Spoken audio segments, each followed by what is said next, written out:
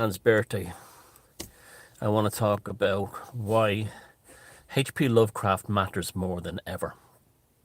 Now, you always hear me talk about him. I don't think we get through an episode of Hocus Pocus with Sarah without mentioning Lovecraft in one way or another. Why? Because he's probably never been more relevant than he ever could be or has been. And if it wasn't for his mythos, I don't think I would have been able to get through the lockdowns and the whole Rona thing, and also to convey the Rona Chronicles to you guys as effectively as I did, without having his literary, you know, canon, his mythological archive of cosmic horror to draw upon. And for all the times I've mentioned it, I don't think anyone's ever said to me, "Oh, well, you shut up about Lovecraft. You're always going on about him." And that's a good thing.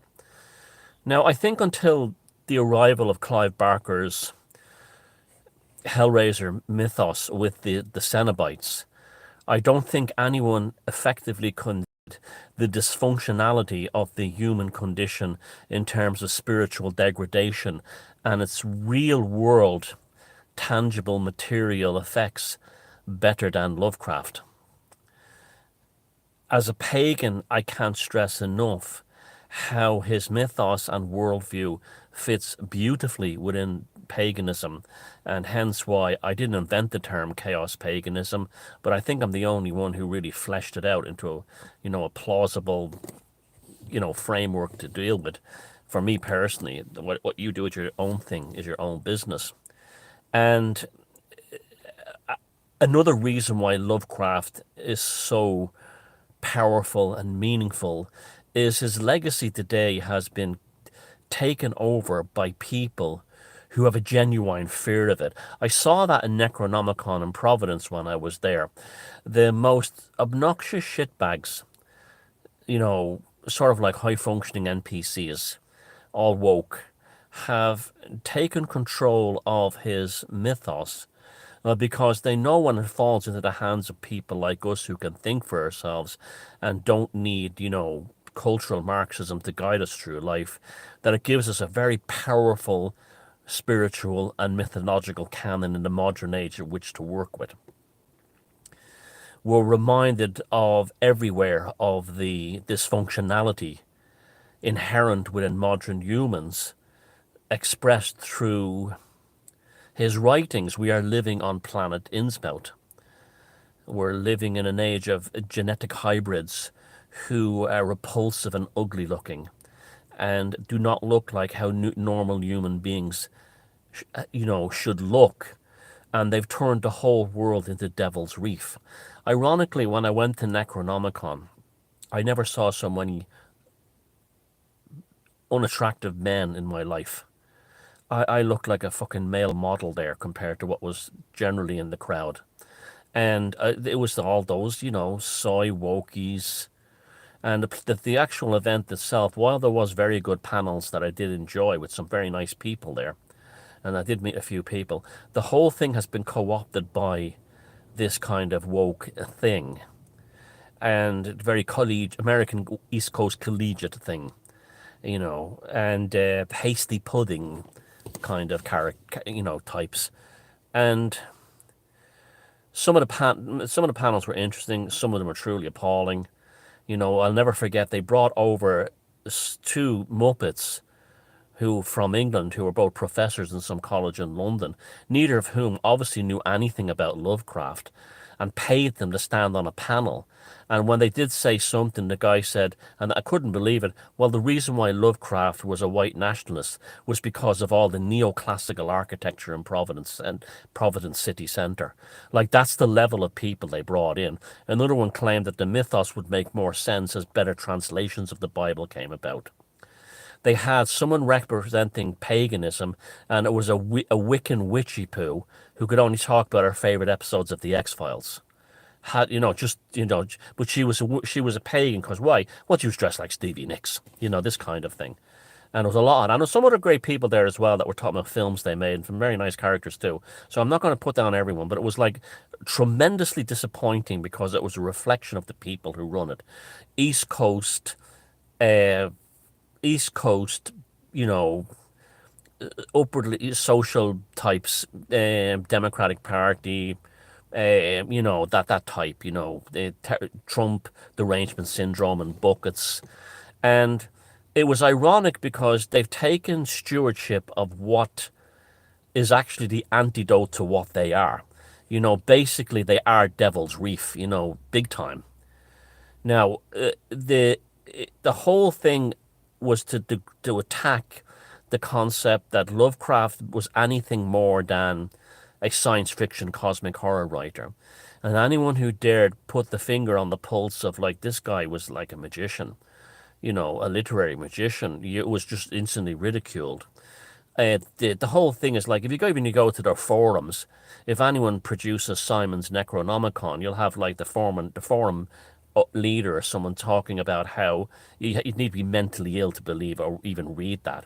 Meanwhile, I can honestly say most effective grimoire I've ever worked with was Simon's Necronomicon. Yeah, it's from 1977. Yes, it's modern. Yeah, it doesn't have some ancient Babylonian tradition. It doesn't matter. It fits perfectly within the whole concept of chaos magic. And that's why Peter Carroll and Phil Hind both embraced the Lovecraftian and Michael Moorcock thing, Philip K. Dick, and so on, when that all took off in around the same period.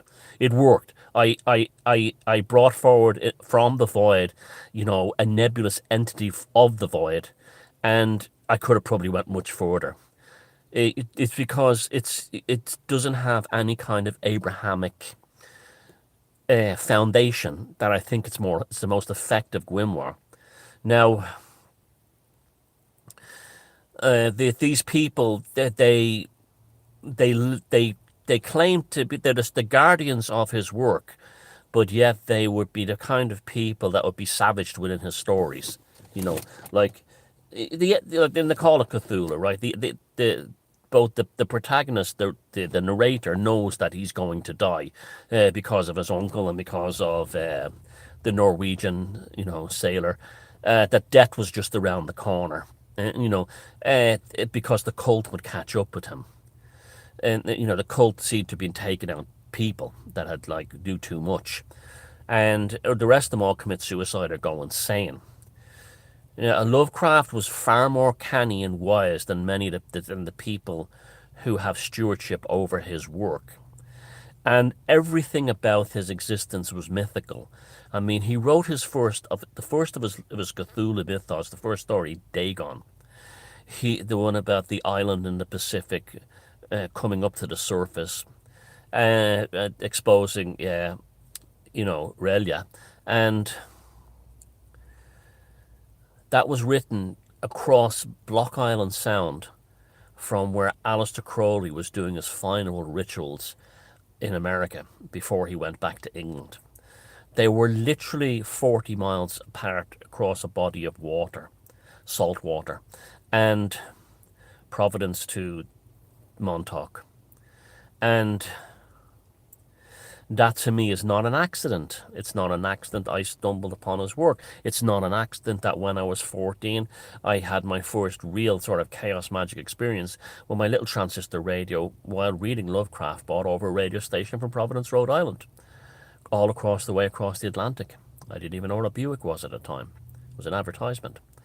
I started off my book, Sorcery, The Invocation of Strangers, with like, we are living in the age of Cthulhu, that these people are emerging in the minds, like his work was so relevant. He was expressing Jungian concepts, the concept of the subconscious mind having the key to the effects on the conscious mind, conveyed incredibly within the Rats in the Wall in the Delaporte mansion, as the deeper he went down into the depths of the mansion, the deeper he went into the family's history to discover an appalling uh, discovery about his ancestry. And people don't even talk about it that way. You're more likely to get essays written by wokies about how racist Lovecraft was because of the name that he gave the cat, which begins with it's the N word, and that's the big horror. So you can't don't express it any deeper than that. Don't go any deeper. It's offensive. It's problematic, and like the way they always there's a caveat. A prequel of saying, "Oh well, he was an awful racist and a misogynist." And go away, go you xenophobe. So what? Like everyone's has. I mean, he wasn't particularly fond of the Irish, and I always admire his work. Having said that, the Irish Times tried to do a hit piece on him a few years ago. Some other guy whose wife, some other wokey, his wife is banging the milkman, and while he's desperately concerned about climate change. And he mentioned, like, he tried to make out that the Lovecraft hated the Irish. He didn't his arse. He didn't his arse. He was just a man of his time and the banter. Well, when I lived in New York, Italians would slag off the Irish, and Irish would slag off the Italians and Hispanics and all that stuff. And it was just banter. It didn't necessarily mean hatred. It was often said in a kind of a half jest way, and you just ignored it if you had any level of maturity in you. And and the funny thing is, Lovecraft's work. And we got another ambulance. Oh, that was all day long. And there we are. That's Lovecraft, the needlecraft. The love needlecraft, Mother Hydra's babies. There you go. It's never been more relevant than it is now. Never been. And like even my own work in megaliths has been greatly enhanced by his mythos and given me a whole new way of understanding what it could mean, what's the mysteries of these people who built them and why they're on the fringes of Europe. And you saw elements of that not only within my, documentary on Lovecraft, Liber Providence, but also the one I made with my friend Neil MacDonald. We collaborated on the Atlantis and Empire Lost and Found. This is very rich to me in my own sort of vein of inspiration. I could stand that Creevy Keel Court came on top of the Stonehenge-shaped entrance and look down past Mullaghmore, where Lord Mountbatten lived, right towards the Atlantic Ocean, and there it all is. There is the mythos. I've had to stop myself at times from invoking the great Cthulhu, and it's amazing. It's like all these transhumanists. They're all like Herbert West, Reanimator, and there's Charles Dexter Wards everywhere. And here, like I said, here in Ireland, there's two locations. There was probably three, but there's two locations that could be used for Lovecraftian story backgrounds. One is Youghal in East Cork. My friend John and I down there have often talked about making a Lovecraft film, an actual fictional film down there, and we will do it one day. Youghal in West Cork, and that ties in perfectly because that was a Puritan centre in Ireland. The Puritans settled in that area of West Cork and up into Kilkenny, just like they did in New England. They were the same bunch, and they were burning witches and everything, and there was all and hanging witches and everything, and there was Dungarvan. Now Dungarvan has been sadly modernised. Dungarvan in County Waterford. But you go and watch the movie Moby Dick with Gregory Peck that was filmed in Dungarvan before they modernised it. My God, it's Innsmouth, it's Newburyport. That's it.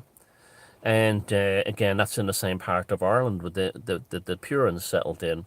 And there's a third location that escapes me right now. I'm trying to go, ooh, and there's a few around the country. But there are two that stood out. Dungarvan was, Youghal still is. And there's a few other places here and there that could probably, ports and stuff like that, fishing ports, mainly, in certain, generally what they call Presbyterian areas. But that's greatly enhanced that for me. It's opened my minds to what science really is. And there isn't a day that the opening passage of the Call of Cthulhu doesn't like ring in my head, you know. There's you know, and the way even at the beginning of that story, the Fortean thing of the uncle collecting all the news clippings and hiring a news clipping agency to find any kind of strange anomalies appearing in papers around the world.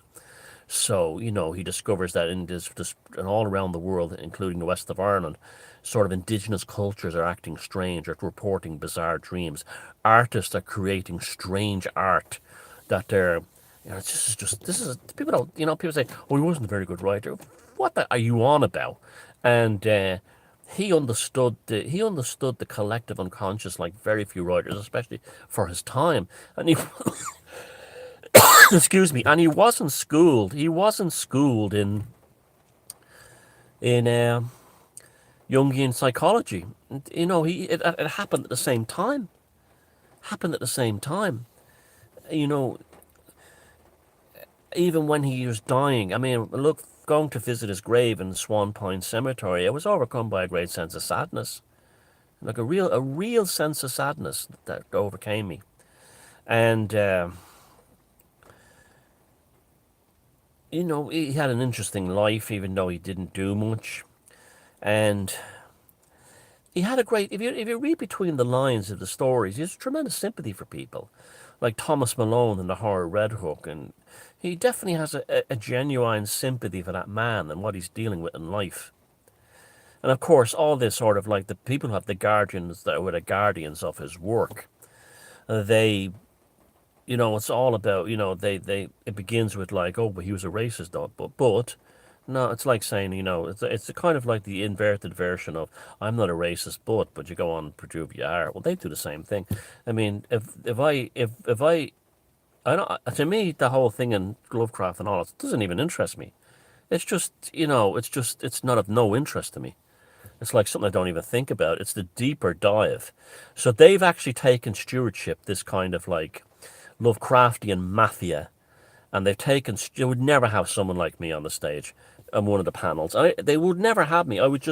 They just wouldn't want to hear anything, you know, genuinely intellectual and insightful. They just wouldn't want that. They have shopping mall occultists up there, you know, talking about shamanic technologies, this kind of thing, you know, and the meaning of ayahuasca and all that stuff. It's really awful, absolutely awful, and you know, and I guess you get one or two interesting people, but it's all about don't go outside the narrative. Don't be interesting. Don't be, you know, don't throw in any curveballs, and it's all that stuff. You know, make sure you get your blessing from the academics from, you know, some New England university first. This stuff, and the stuff, his work matters more than ever because we are, the horror in clay is where we're living right now. It all began with the Rona thing.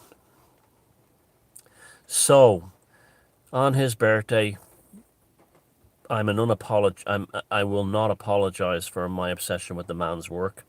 It's been a great, great form of creative and spiritual, yes, spiritual fertilizer in my life, and it's changed my whole attitude to everything, from marine biology to outer space. And his reputation and work will only grow, especially if an alternative kind of Lovecraftian movement can evolve outside the domain of the tightly controlled woke one. We live on a placid island of ignorance, and it was meant that we should not voyage far.